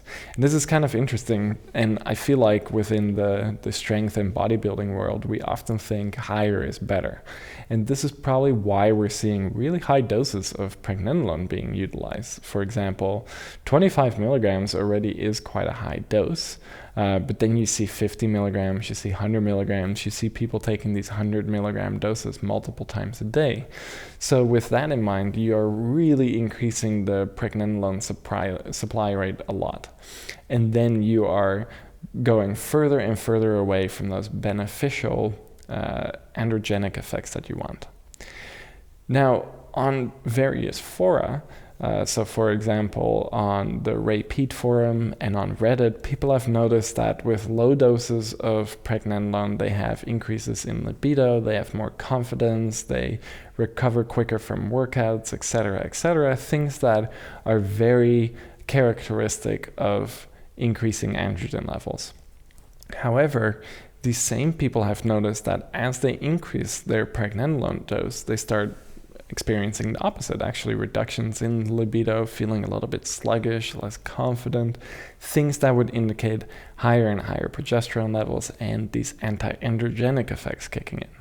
So that really explains, for one, why our pregnenolone is dosed low at 5 milligrams. Now, if you're like me and you don't have a strictly scientific background, that information might feel super overwhelming and a bit confusing. But the one really important thing that I find interesting about pregnenolone, and I've experienced from taking it myself, is that a low dose is going to give you more benefits that you actually want. Less is more in this case. And I'm not sure if the people taking pregnenolone are, or if the sort of market share of people buying pregnenolone are more men or women, but I know that for myself, when I was taking pregnenolone before Nootropics Depot started carrying it, I noticed that it helped me to build muscle. It definitely helped my mood. And overall, I found a lot of health benefits from it. And so I'm kind of curious, is there any sort of difference in benefits, or do you know if the sort of market for pregnenolone is more for men, more for bodybuilders, or is it sort of a mix? It's definitely sort of a mix. So both the market for DHEA and pregnenolone is quite mixed, but it is skewed towards men quite a bit, especially older men. So for example, DHEA is oftentimes seen as kind of one of the youthfulness hormones because it is a precursor to some of these androgens. So older men tend to like this product for that reason, and it's marketed towards older men for that reason. Pregnenolone fits in a little bit of a different category because it is a little bit more catered also towards women because of the progesterone conversion that's happening. So I would say probably more catered towards men. But as we've discussed in a lot of our episodes, especially some of our earlier episodes, women also need testosterone. So pregnenolone then is a really interesting addition because women have pregnenolone in their systems anyway, so why not enhance it just a little bit more? And then you can feed the steroidogenic enzyme system a little bit more and have higher testosterone levels. That's good to know. And perhaps it's also something to consider for women who are postmenopausal, because hormone levels are changing quite a lot during menopause, and perhaps pregnenolone is also being affected by this process, in which case supplementing it could help bring back some balance. Absolutely, especially considering, as we talked about in some of our previous podcast episodes, that in order to make estradiol or estrogen, this is one of the main estrogens, E2, estradiol E2, the level of estradiol drops quite significantly after menopause because there is less testosterone synthesis happening, and you need testosterone in order to generate estradiol. And this is happening through the aromatase enzyme. And you can actually see this on the graphic that is still up on the screen. Both androstenedione and testosterone convert to estrone, estradiol, and then later to estriol. So all of the estrogens are coming from these androgens, and by proxy, all of it is eventually coming from pregnenolone. So without pregnenolone, you can't have estradiol, estrone, and estriol. So for postmenopausal women, or just women in general that might want a little bit more support to those hormone systems, and actually for men too, and I'll touch a little bit more on why this is important in a second, but having higher levels of testosterone synthesis happening will be beneficial for overall hormone profiles. And now why this is important for men. So a lot of you have also noticed this actually with Tongkat. So Tongkat is a pretty strong aromatase inhibitor. So over time, you will get more and more testosterone, but you'll get less and less estrogen. And low estrogen levels in men can actually negatively impact mood. It can negatively impact libido. It can make your joints hurt a little bit. So keeping your estrogen levels up is really important. Contrary to popular belief, estrogen is still important for men, and we have discussed this quite a bit at length in other podcasts, but I do think it's worth mentioning again since we're on the topic of hormones and balance for men. Absolutely, and this is really apparent if you look at, for example, horny goatweed, which a lot of men take for libido. Well, one of the main effects of horny goatweed is that it induces this aromatase enzyme, so it produces more estrogen, and the active compound icarin within horny goatweed actually also acts on estrogen beta receptors. And by extension, another really popular bodybuilding supplement amongst men, beta-ectosterone, it doesn't have any androgenic effects actually. It acts on the estrogen beta receptor. And when you activate the estrogen beta receptor, you have increases in things like insulin-like growth factor, which can really help with muscle building. And this is why beta-ectosterone works. So estrogen is important for muscle building, it's important for mood, it's important for libido, it's important for bone health, it's important for balancing the effects of testosterone, joint health, unless I mentioned that one already. So estrogen is important. And that brings us also to pregnenolone stacking together with, for example, Tongkat LE. So when you stack Tongkat LE, which enhances all of these steroidogenic processes too, and kind of modulates the feedback loop in which testosterone is produced, where estrogen actually ends up blocking a pathway further up in the brain, which then shuts off testosterone synthesis. Tongkat LE, urocominone more specifically within Tongkat LE, can modulate this feedback loop and then make it so that the steroidogenic enzymes are actually producing more testosterone, even when there is a feedback loop telling your body to stop producing testosterone. So it's really interesting then to take Tongkat LE together with pregnenolone, because you are giving the main substrate for testosterone synthesis together with something that enhances overall steroidogenic enzyme activity, which is needed for pregnenolone to turn into testosterone. But more interestingly is if you enhance pregnenolone levels, then you're enhancing 17-alpha-hydroxypregnenolone and DHEA. And DHEA is turning into androstenedione. And androstenedione can turn into testosterone. And DHEA is turning into androstenediol, which can also turn into testosterone. And then that testosterone can turn into estradiol. But if you go a little bit further up, you can also see that the androstenedione, which is being converted from DHEA, can also convert through aromatase to estrone, and then estrone can convert through 17-beta-HSD to estradiol. So when you increase pregnenolone feed rate, so there's more pregnenolone in that steroidogenic enzyme system, then you can actually increase estradiol levels through two separate pathways. One, testosterone through aromatase, and two, androstenedione through aromatase. And another interesting thing, if you scroll up a little bit, is that progesterone turns into 17-alpha-hydroxyprogesterone, and 17-alpha-hydroxyprogesterone through 17-20-lyase can then actually turn into androstenedione.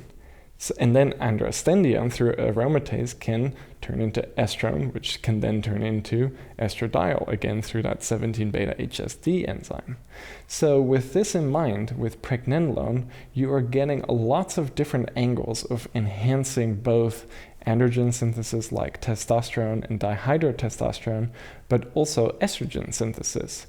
And this makes it a perfect addition to any testosterone boosting stack. And that's kind of what this whole title of this podcast is hinting at too. So you take pregnenolone with Tongkat LE, then you increase the chances of even more testosterone synthesis, and you reduce the chances of estrogen levels dropping. Same thing for Cistanche tubulosa. Cistanche tubulosa, for example, works mainly by enhancing the activity of all of these steroidogenic enzymes. So when you feed more pregnenolone into that system, again, remembering that the initial conversion of cholesterol to pregnenolone is a rate-limiting step in testosterone synthesis, so we can bypass this with pregnenolone. And then Cistanche tubulosa can increase all of the steroidogenic enzymes that we need for eventual testosterone testosterone synthesis. So when we supplement pregnenolone and Cistanche together, we increase the rate of testosterone synthesis even further. Then, of course, it has already been a very famous stacking Cistanche and Tongkat together, mostly also because Cistanche is increasing luteinizing hormone LH levels, which then further helps testosterone production in a similar fashion to, for example, Fedoga agrestis, which we covered in depth in our in episode 6, I believe, or 7. Erika, do you remember which one was the testosterone focused one? Ooh, I don't remember right now off the top of my head. I think it was 7. It was either 6 or 7. It was the one where we also touched on a lot that was said in the Joe Rogan podcast with Andrew Huberman. We touched on Fedoga agrestis that was being brought up there. Still to this day, it's now almost a year, or actually it is a year later. We still don't really know if Fedoga agrestis is safe, but Cistanche tubulosa, which we do know is safe, is having similar effects on luteinizing hormone, which can then further help increase testosterone. But we are getting a little bit off topic here, so let me reel it back in to pregnenolone. Basically, pregnenolone together with Tongkat and Cistanche, those three would make a really powerful stack for increasing overall androgen levels. Another thing we can add in, for example, is Prima V Shilajit, which there is some research on Shilajit showing that it enhances steroidogenic enzyme activity, almost in a similar manner to Cistanche tubulosa. So that can be another thing that stacks incredibly well together with pregnenolone. I'm really curious about how pregnenolone would stack with an ashwagandha supplement, because ashwagandha is another one of these products that is told to be beneficial for testosterone production and just general hormone balance as well. So do you think this would make a good combination? Well, it's actually really interesting that you bring that up, because ashwagandha has been shown to increase DHEA levels, and that has to be done, of course, through enhancing the synthesis of DHEA, which would have to come through 17-alpha-hydroxypregnenolone. So if ashwagandha is enhancing DHEA, it means that it is probably increasing the activity of 1720 lyase. And I wish I knew this off the top of my head. I would kind of have to dig in a little bit deeper for this.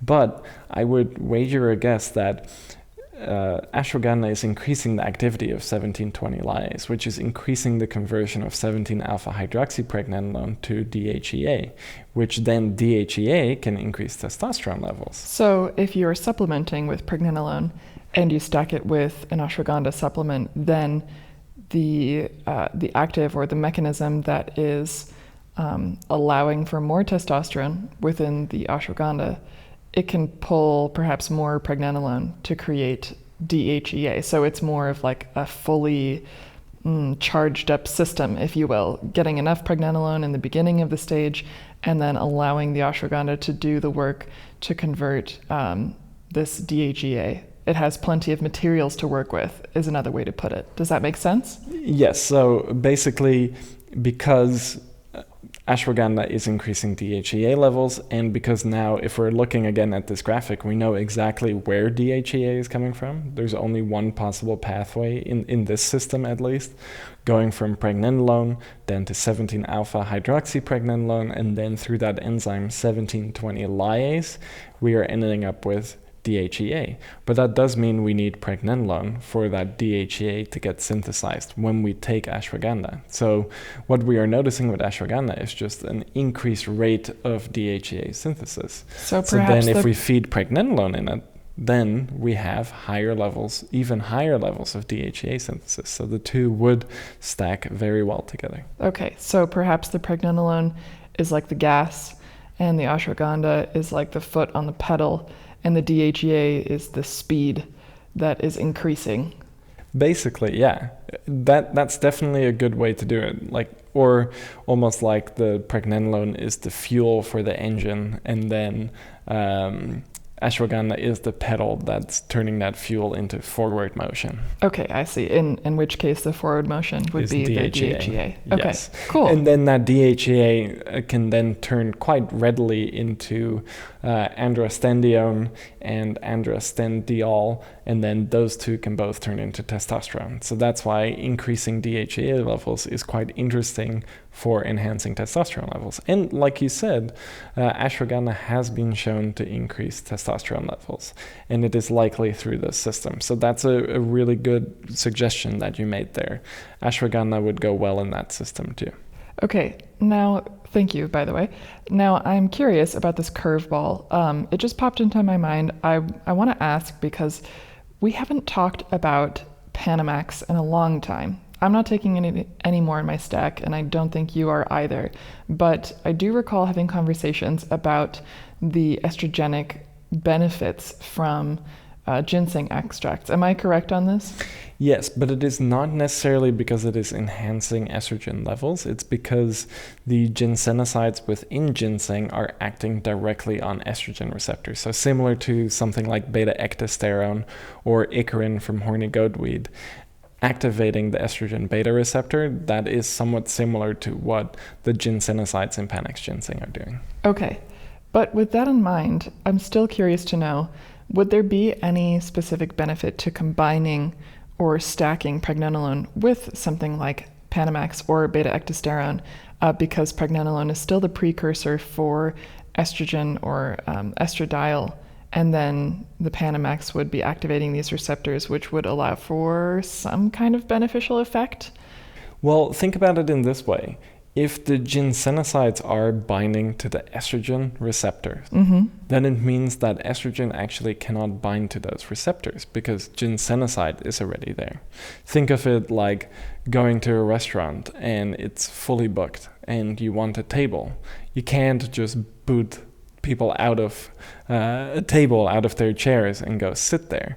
And that's kind of similar how it works in the brain with receptors. So if the ginsenosides are actually binding to those estrogen receptors, then estrogen itself can't necessarily bind. So I see. So it would be a little bit of a contradiction then, because having extra pregnenolone to make estrogen within the body, it's not necessarily going to have any kind of benefit, because if you're taking Panamax at the same time, those ginsenosides are taking the place of estrogen. And this is a very simplistic view of it. I was more trying to explain it in the sense that, let's say the Panax ginseng, the ginsenosides within it, were making the estrogen receptors more sensitive instead of directly binding to those receptors. Then, if you had higher levels of estrogen, then there can be more estrogenic activity because the estrogen receptors are more sensitive and now there is more estrogen. But in this case, because the ginsenosides are directly binding to these estrogen receptors, there's not going to be a lot of interplay there, but that's not necessarily a bad thing. One reason why you would want to take Panax ginseng together with pregnenolone is because Panax ginseng has also been shown, very minorly though, to enhance testosterone synthesis, again likely happening through some of these enzyme systems. So then stacking pregnenolone together with Panax ginseng would have a beneficial effect. But more interestingly, and let's see, I think we've covered the hormone side quite extensively now. And now we actually have to look as well, as Erika was mentioning earlier, pregnenolone has a very nice mood effect. And of course, the mood effect can come through the androgens. So we know that when we increase testosterone levels, that we can feel more confident, we can feel more relaxed. And actually, let's cover the 5-alpha reductase really quick, since we were earlier talking about Tribulus. So a little bit more hormone stuff real quick.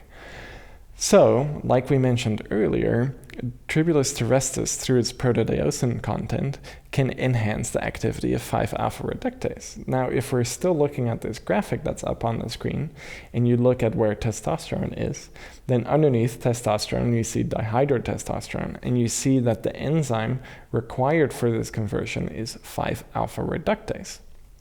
So then taking pregnenolone and Tribulus terrestris together could actually one, increase testosterone synthesis, and two, actually enhance dihydrotestosterone synthesis. But this also comes in handy when we talk about the neurological effects of pregnenolone itself. So, pregnenolone, besides being a steroid hormone precursor, is also known as a neurosteroid, which means that pregnenolone kind of works like a neurotransmitter. So it can bind to specific receptors in the brain and produce fairly pronounced effects. And pregnenolone itself can activate a really unique receptor called the sigma-1 receptor. And similar to what we talked about earlier in our new product discussion about the orphan GPR55 cannabinoid receptor, the sigma-1 receptor is kind of in a similar boat. It was discovered quite recently.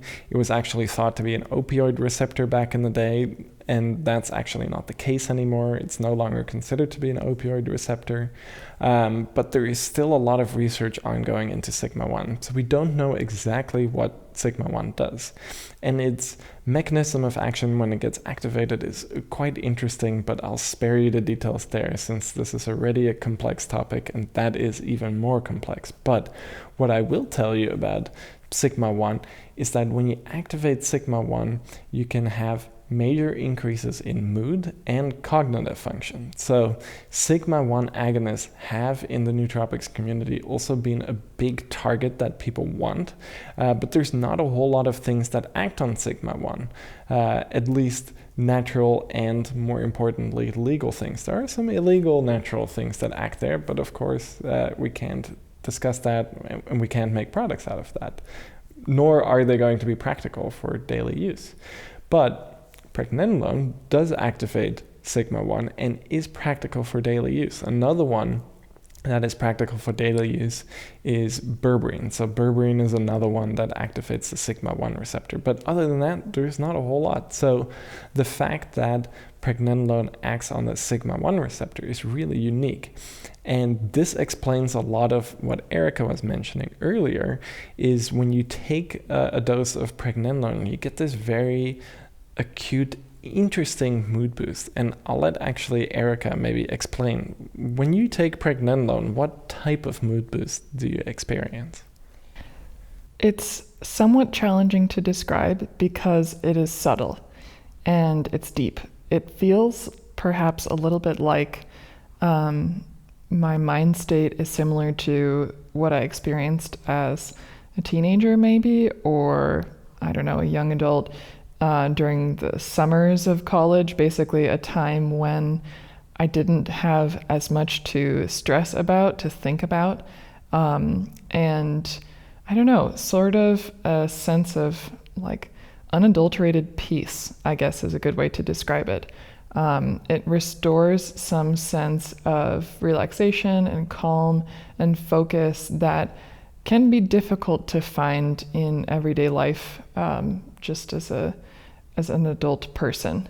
So it's a bit of a weird way of saying that, but there's some kind of like pure calm experience to it that is really unique and not something that I experience from any other supplement that I can really identify. The other thing I notice is that it does increase confidence, absolutely. And some of that confidence comes from the focus enhancing effects and from the calm, but I do feel that it is slightly motivating, and confidence and motivation I think go hand in hand together. Something else that was really clear to me when I started taking pregnenolone was I began to build muscle even though I wasn't necessarily working out. But by beginning to play different instruments or having different kinds of musical commitments, which this is like relatively low impact activity, but where I'm standing and I'm using my arms and my shoulders and my hands, I noticed my shoulders and my arms becoming more toned. And I noticed my core getting stronger just from literally standing for more hours than I normally would maybe a few months prior. And that kind of natural muscle building just from like daily activity and music rehearsals was something new that I hadn't experienced before.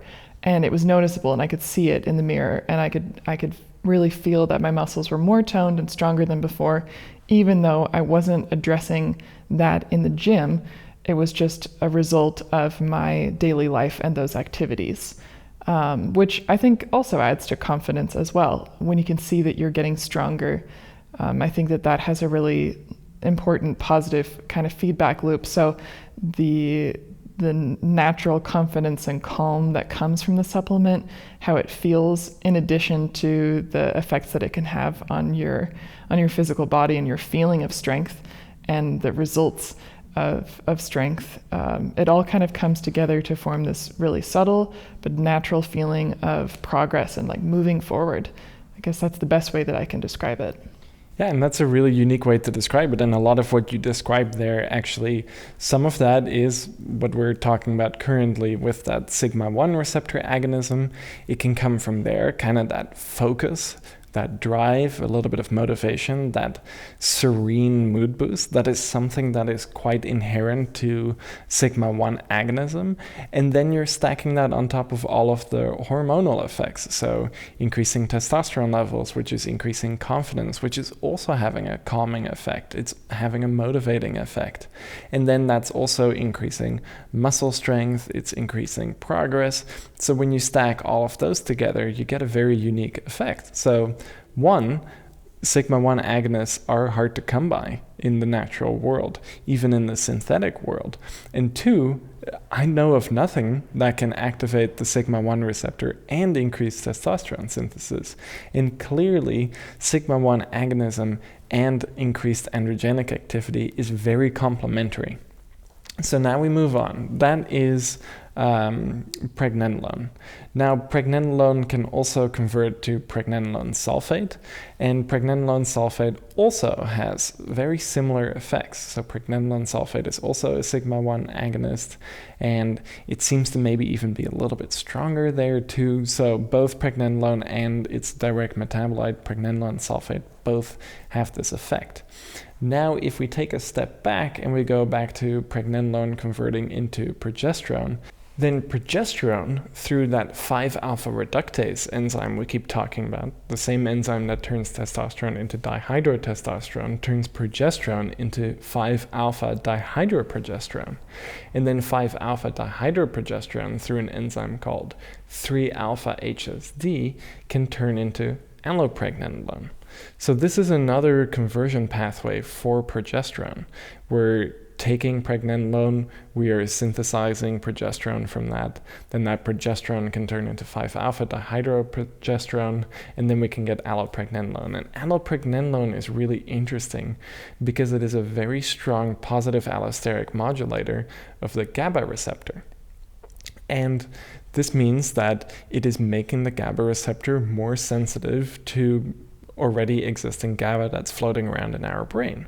And this is also what adds to that really serene feeling of pregnenolone. So pregnenolone is focusing, it's confidence-inducing, but it's also calming.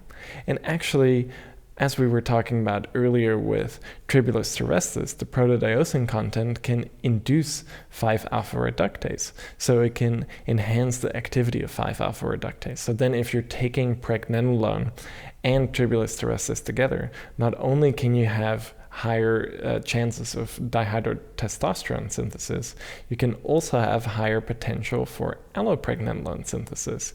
So then you get this balancing effect of this really almost pushy confidence feeling, then being stacked with this really nice, serene, calming feeling from the allopregnenolone. So when you take all of these different things together, you get a really nice, complex pharmacological profile. And if we go to the whole menstruation cycle topic again that we were discussing a little bit earlier, during certain parts of menstruation, I believe right at the start, I'm a little bit fuzzy on the details now. We discussed this in one of our other podcast episodes, but progesterone levels skyrocket at a certain point. And when progesterone levels are high, it means a lot of allopregnenolone is being made. So this very almost calm, confident, creative period during the menstrual cycle is likely coming through a bit of this allopregnenolone being high. But then another thing happens. All of a sudden, progesterone levels plummet, and now your supply for allopregnenolone synthesis is gone. So now you're almost having these withdrawal type symptoms, which is because allopregnenolone levels drop and there's less GABAergic activity.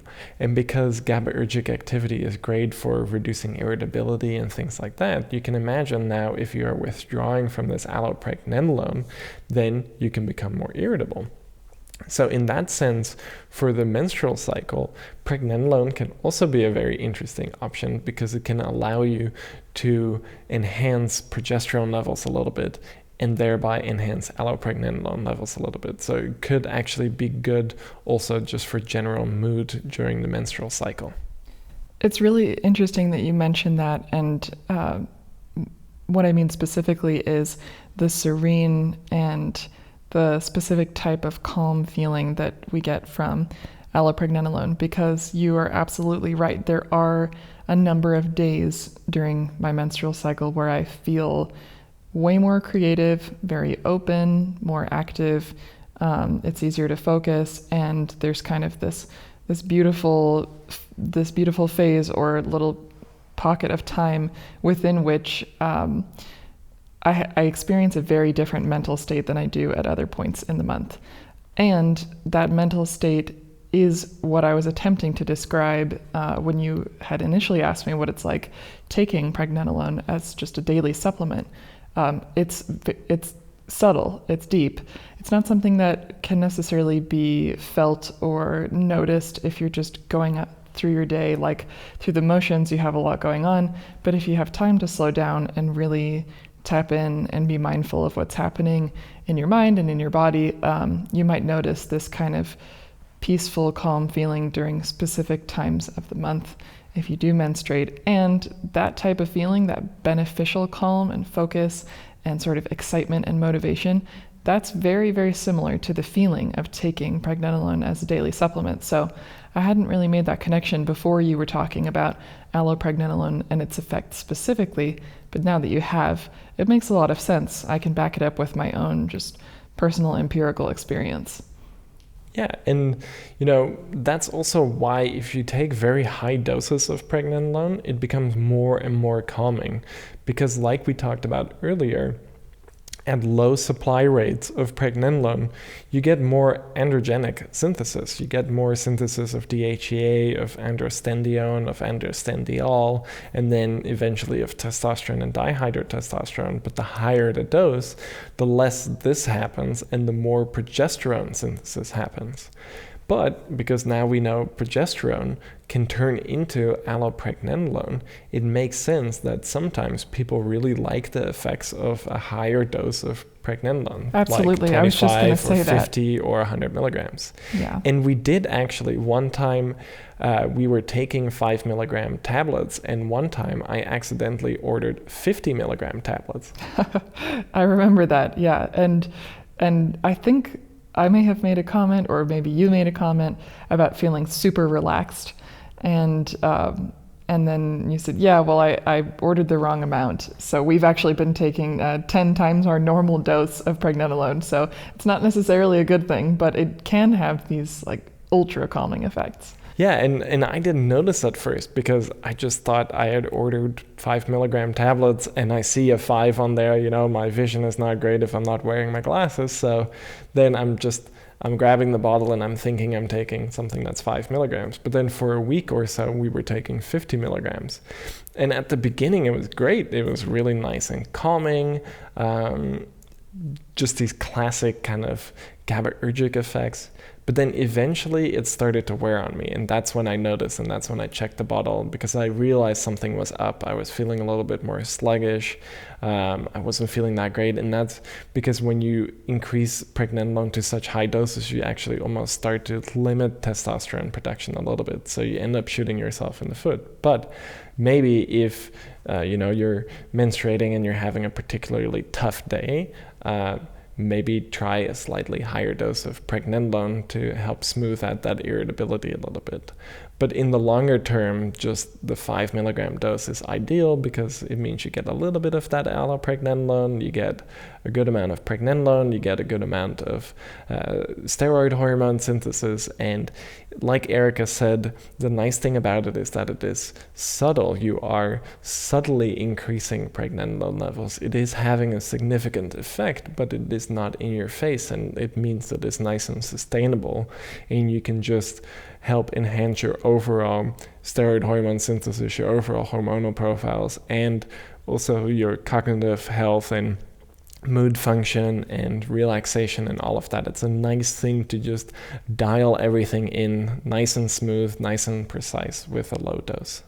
And like you're saying, the subtle element of it is important, and it's somewhat similar to other endogenous compounds that we take supplements for example, glutathione and NADH or our NAD plus stack. Which, by the way, I will say, for me at least, the NAD plus and the NADH are not subtle. I actually took the NADH and chlorella capsules this morning, and I get quite a noticeable mood boost, energy boost from it. Not necessarily mood boost, but like a very zippy energy boost. But for Erika, I think it's actually not as noticeable, right? Yeah, I can't particularly identify an increase in energy when I take these types of supplements. And maybe that's because I feel like I have a pretty high energy level like during the day. Certainly not in the morning. I'm not really a morning person, but once I'm up and I'm moving, I feel like I usually gravitate toward calming supplements, not energetic or energizing supplements, because I will get like excited about something or wound up or kind of focused on something, and then I can be like so into it that I like tense and I get really just sort of hyper focused on something. And that's why I like calming supplements, because it helps me to sort of chill out and take a deep breath and like go at my own pace. Energizing supplements, I find, can put me over the edge. I don't really need that edge. I already got it. So pregnenolone then is kind of the perfect supplement for you, where it smooths those edges, but it's not necessarily so relaxing and makes you sleepy. Absolutely. I was just going to say that. And I've tried so many different calming supplements, and some of the super calming supplements I've tried, they can make me a little sleepy, or they can be a little bit over the top to take on a daily basis. Like over time, they build up to this point where I feel that I lack motivation, or maybe I'm getting so relaxed throughout the day that then I feel like I need a nap every afternoon, which isn't very normal for me. But pregnenolone has a very balanced and subtle enough effect. It's noticeable, but it's not changing kind of my everyday habits. It's more so changing my mindset within my daily routine. And I do feel like more open and more calm in a way that I like and that feels sustainable over a long period of time. Yeah, so I think if we kind of summarize everything then, because we really went fast and in depth in everything pregnenolone. We showed you all of the different enzyme processes that are happening, identifying it as one of the main master steroid hormones.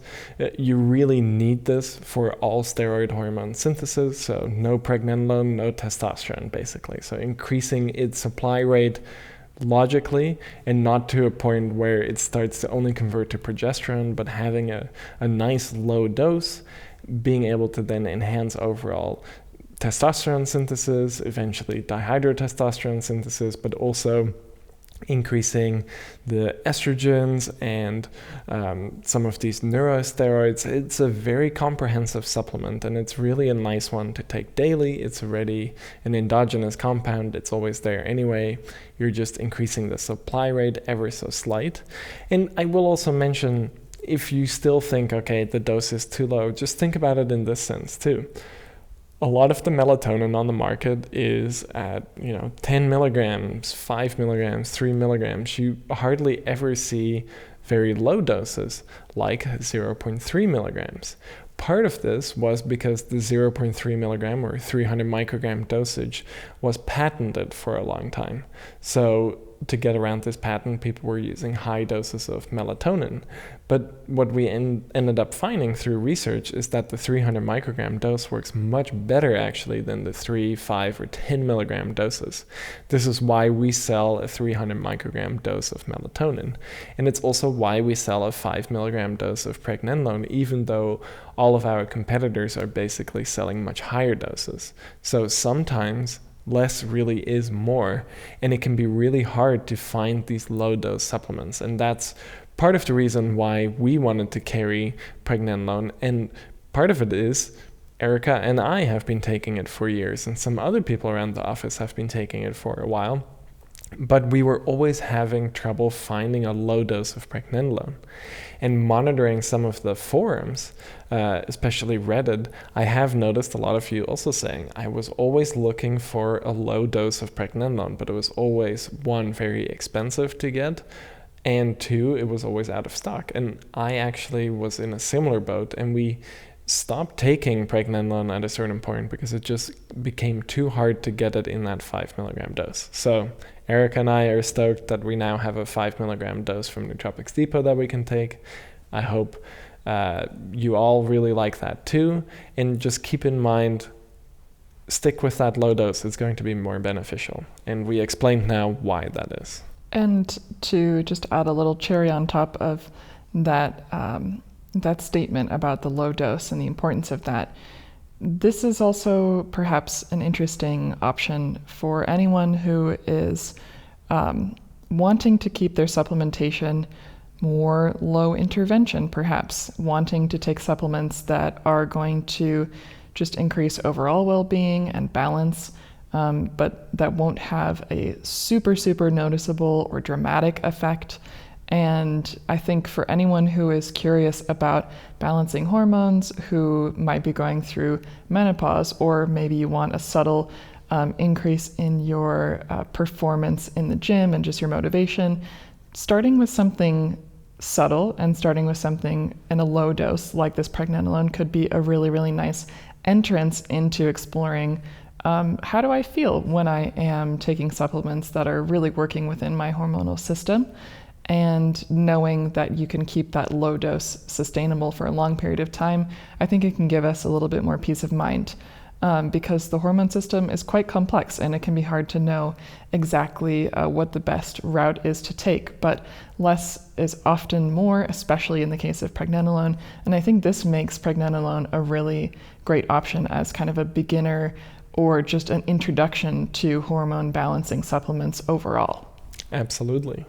And also to enhancing overall cognitive health and mental capacity and in mood through these neurosteroid pathways, like pregnenolone acting as a neurosteroid and then allopregnenolone synthesis increasing. So overall, it's a very comprehensive, in-depth supplement, and it's one of my favorites. I'm glad we have it now, and I hope now that it's out in the world at a 5 milligram dose with a little bit more explanation of why you would want a 5 milligram dose, that we see more user reports rolling in and success stories with it. So as Erika always mentions, let us know on Reddit what your experience has been with it. Start a thread. I'm on there every day, so I'll be interacting with all of you, and yeah, let us know what you think of it. Absolutely. And let us know how you're liking stacking pregnenolone with your other hormonal balancing and generally focused products, because Tongkat has been such a popular product and has worked so well for many of you. And same with Cistanche. These are some of our most popular products, and they can be really useful for a lot of the reasons we discussed today. But I'm curious to know what your experience is like stacking pregnenolone with these things, and if you find other interesting stack combinations, or if you have questions about any stack combination that we didn't discuss today, because there's so much to discover, and the more you combine, the more potential synergies and or contradictions could exist, but that's why you got to do the research, and that's why it's awesome that we have this forum, our Nootropics Depot subreddit, available for you to ask questions, to discuss with others, and to get some good information and research along with your supplement journey. So with all that being said, we encourage you to subscribe to our subreddit. That's r/Nootropics Depot. Also subscribe to our YouTube channel. This is where we post our monthly In Search of Insight podcast, as well as other videos and important announcements that we have. And we always love to hear from you in the comment section, on our subreddit, in emails as well. And we'd love to know what kinds of subjects and questions you have for podcast subjects in the future. So if something comes to mind, definitely let us know, reach out to us. And as always, thank you so much for listening to the In Search of Insight podcast. We love doing research for these podcasts. We love getting in depth on these new products that we're releasing and exploring so much of the really nitty-gritty information on the body's systems and how we can optimize our health in a sustainable way for the long term. So with that, we will see you next month in our next episode of In Search of Insight. But for now, bye-bye. See ya.